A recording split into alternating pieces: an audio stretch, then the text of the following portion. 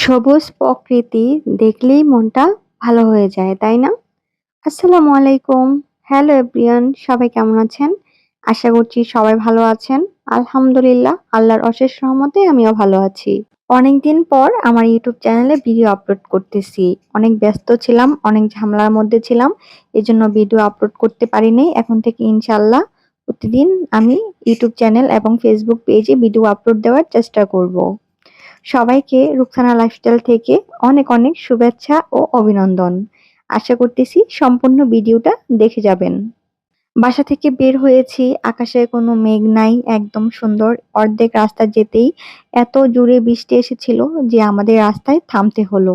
না থেমে আর কোনো উপায় হলো না, কারণ রাস্তায় অনেক অনেক কাদা ছিল।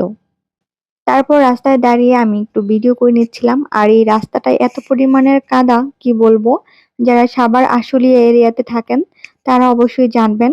আর দেখেন আল্লাহ তাআলার কি এক মানে উম সৃষ্টি যে রাস্তার ওই পাশে বৃষ্টি হইছে কিন্তু এই পাশে বৃষ্টিই হয় নাই। রাস্তা একদম শুকনা। আর ওই পাশে আমরা বৃষ্টির জন্য রাস্তা মানে আসতে পারি নাই। আর অনেক কাদা ছিল। আর এই যে ২ পাশে এত সুন্দর ছিল, মানে কি বলবো। তারপর আমরা দিয়াবাড়ি দিয়ে উত্তরা যাওয়ার পথে মানে আমাদের গন্তব্য ছিল উত্তরাতে, আমরা দিয়াবাড়ি দিয়ে যাই। কিন্তু দেখেন কি পরিমাণের কাদা লাগে। তারপর একটা মসজিদে দাঁড়িয়ে আমার হাসব্যান্ড হচ্ছে ওর পা ধুচ্ছিল। আমিও একটু ধুয়ে নিয়েছি। আমার বোরকাটা একদম মানে কাদায় ভরে গেছিল।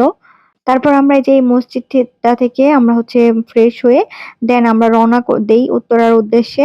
উদ্দেশ্য ছিল আমি একটা ফার্নিচার নিবো, ওইটা দেখার জন্য গিয়েছিলাম। আর আমি পর্দা বানাতে দিয়েছিলাম, সেটাও আনতে গিয়েছিলাম। তো অনেকগুলা দোকানেই ফার্নিচার দেখেছি, নিবো এই সপ্তাহে ইনশাল্লাহ। তারপর হচ্ছে আমরা হচ্ছে বেলপুরি উত্তরা যাবো আর বেলপুরি খাবো না, এটা তো হতেই পারে না। উত্তরার এই বেলপুরি আর ছোট ফুচকা আমার খুবই পছন্দ। আমি যাইলেই হচ্ছে খাই। আর এই যে এই মানে কেকটা এত মজার ছিল আর চিকেন সমোসা নেই। এটা হচ্ছে আপনার রাজলক্ষ্মীর একদম নিচে। এই দোকানের খাবারগুলো খুবই ভালো। আর এটা তো আপনারা সবাই চেনেন যারা রাজলক্ষ্মীতে আসেন। এই হিজাবের মানে এরিয়াটা এত ভালো হিজাব পাওয়া যায়। তারপর আমরা পর্দার দোকান থেকে পর্দা নিয়ে বাসার উদ্দেশ্যে রওনা দিয়ে ফেলি।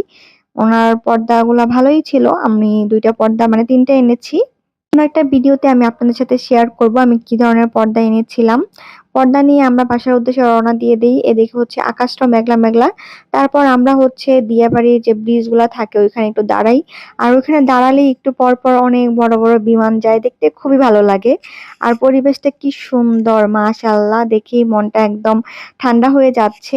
যারা এতক্ষণ পর্যন্ত আমার ভিডিওটি দেখেছেন আপনাদের সবাইকে অনেক অনেক ধন্যবাদ। আশা করছি সবসময় আমার চ্যানেলের পাশেই থাকবেন। তারপর বাসায় এসে একটু লাচ্ছি করে খাই। মানে খুবই ভালো লেগেছিল। অবশ্যই আমার ভিডিওটি দেখে থাকলে লাইক, কমেন্ট, শেয়ার করতে ভুলবেন না। আল্লাহ হাফিজ।